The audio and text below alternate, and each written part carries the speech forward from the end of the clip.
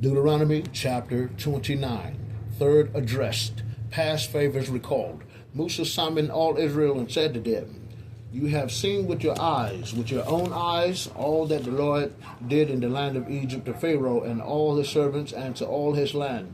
The great testings your own eyes have seen, and those great signs and wonders.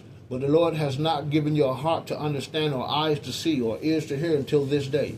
I led you for 40 years in the wilderness. Your clothes did not fall from you in tatters, nor your sandals from your feet. It was not bread that you ate, nor wine or beer that you drank, so that you might know that I, the Lord, am your God. When you came to this place, Sihon, king of Heshbon, and Og, king of Bashan, came out to engage us in battle, but we defeated them and took their land and gave it as a heritage to the Reubenites, Gadites, and the half-tribe of Manasseh. Observe carefully the words of this covenant, therefore, in order that you may succeed in whatever you do. All Israel bound by covenant. You are standing today, all of you, in the presence of the Lord your God, your tribal heads, elders, and officials, all of them of Israel, men of Israel, your children, your wives, and the resident alien who lives in your camp, from those who cut wood to those who draw water for you, to enter into the covenant of the Lord your God, which the Lord your God is making with you today with its curse, so that he may establish you today as his people and may be your God, as he promised you and as he swore to your ancestors, to Abraham, Isaac, and Jacob. But it is not with you alone that I am making this covenant with its curse, but with those who are standing here with us today in the presence of the Lord our God, and with those who are not here with us today. Warning against idolatry.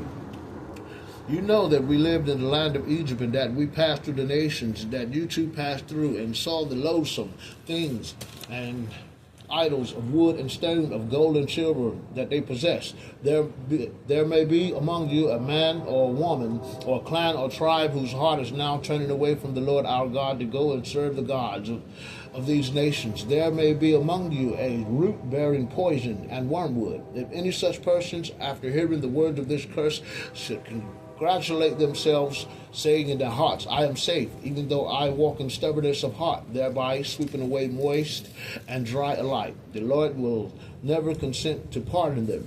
Instead, the Lord's burning wrath will flare up against them. Every curse written in this book will pounce on them, and the Lord will blot out their names from under the heavens. The Lord will single them out from all the tribes of Israel for doom, in keeping with all the curses of the covenant written in this book of the law.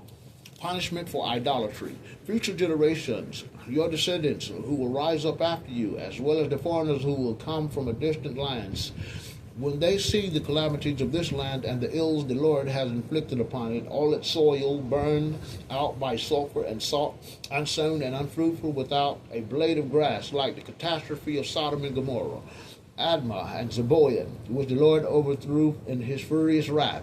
They and all the nations will ask, why has the Lord dealt thus with this land?